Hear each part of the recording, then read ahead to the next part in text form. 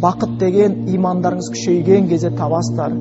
Иман күшейген кезде сіз намазға тұрып, я Алла деп бойыңыз жібіп, Құдайдың ұлықтығын танып, тіліңізбен Құранды оқып, маңдайыңызбен сәждеге барып, я Раббым деген кездегі рахатты шын жүрекпен оқысаңыз, дүниеден, жүректен уайым шығар.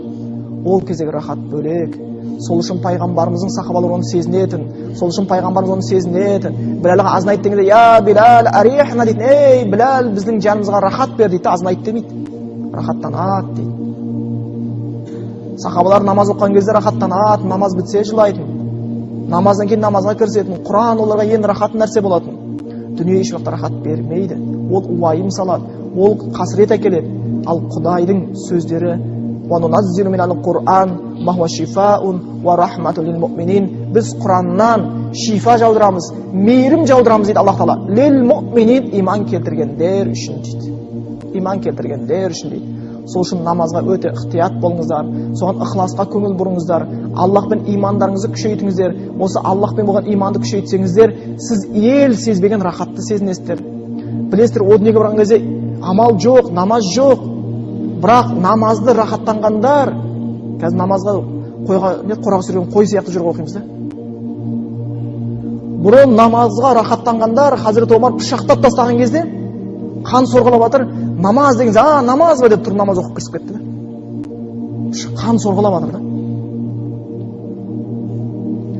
Намазға олар қатты. Сонда бір кісі қиямет күнінде намаз ештеңке жоқ, тек қана есеп, бұнде де намаз бар. Онда намаз жоқ, бітті. Отчет ояқта. Сонда айтады, я Аллах Тағала, онда намаз жоқ қой дейді да. Рахаттанады екен да намаздан ішті дейді да. Егер Құдай Тағала дейді, ол дүниеде сен бір адамның, осы бүкіл жаратқан адам ішінен бір адамға өлгеннен кейін намаз оқуға рұқсат беретін болсаң, соны маған берші деп тілейді екен да. Сонда рахаттанады екен да. Ал намазды қалай болай солай оқысаң, әлбетте бұл рахат жоқ. Жем шоққан тауық сияқты болып кетсе, ондайға күйге түсіп кетпеу керек. Кеше біз айтып кеткеніміз сияқты, бір адам бар, намазына тұрады, намазында тілмен оқыр Құранын, тәкбір айтып, сәжде жасар жүзімен, бірақ жүрек сәжде қылмай қалады деген намаз оқылады.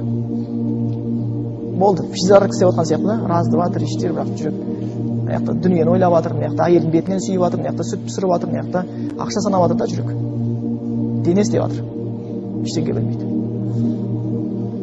Осылайша зая етіп еңбекті, оятпастан ақиқатқа жүректі, дүние деген бесігіне салып ап, шайтан малғын талайларды тербетті дейді. Дүниеге деген махаббат күшейіп кетсе, адам намаздан да рахат сезіне алмайды. Бірақ бәрі ондай емес, ал біреудің оқыған намаз қандай рахат.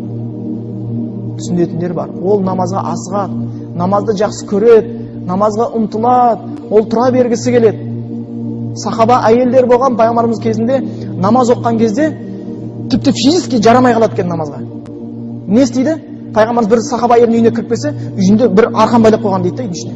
Мынау не дейді екен да? Жаңа әйел кісі намаз оққан кезде аяғы шыдамай құлап бара жатқан кезде сол арқаннан ұстап тұрып оқиды дейді екен да. Физически шыдамай жүрегі намазға ұмтылып кетеді екен да. Жүрегі намазға ұмтылып кетеді екен. Сол үшін осы біреулер намаз ұмтылатындар бар. Сонда айтады, ал бір мүмін жан сәждесіне құлады, сәждесінде тілмен оқыр Құранын. Бір мүмін жан сәждесіне құлады, қимай сәждесінен тұрады. Бітер намаз, бірақ оның жүрегі сәжде қылған күйінде сол қалады дейді. Құдай деп жүре береді ол.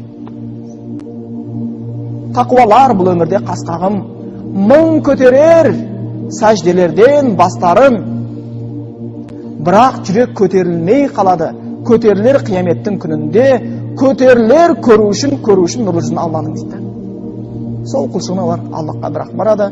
Субханакаллахумма бихамдика, ашхаду ан ла илаха илля анта, астағфирука ва атубу илейк. Аллах баршаңыздан разы болсын.